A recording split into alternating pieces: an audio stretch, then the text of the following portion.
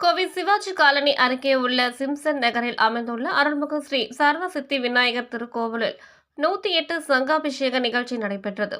இதில் திரளான பக்தர்கள் கலந்து கொண்டு தங்களது கைகளால் சங்குகளை எடுத்து அபிஷேகம் செய்து மகிழ்ந்தனர்.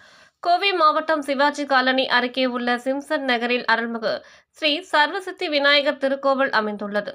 இத்திருக்கோவிலில் 45வது ஆண்டு விநாயகர் சதுர்த்தி விழா கோலாகலமாக கொண்டாடப்பட்டது. விழாவுக்கான அனைத்து ஏற்பாடுகளையும் சிறப்பு விருந்தினராக கலந்து கொண்ட தொழிலதிபர் சிவக்குமார் செய்திருந்தார். முன்னதாக பரிவார தெய்வங்களுக்கு கலச அபிஷேகம் செய்யப்பட்டு விநாயகருக்கு சிறப்பு அபிஷேக அலங்கார பூஜைகள் நடைபெற்றது.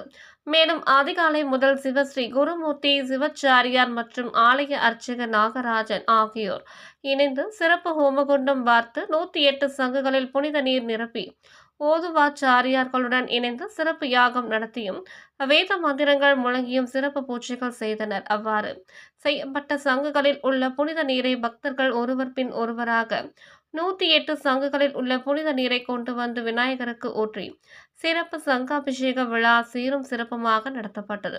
தொடர்ந்து பக்தர்கள் அனைவருக்கும் தீபாராதனைகள் காட்டப்பட்டு பிரசாதங்கள் வழங்கப்பட்டது. மேலும் கலந்து கொண்ட அனைத்து பக்தர்களுக்கும் சிறப்பு அன்னதானம் வழங்கப்பட்டது.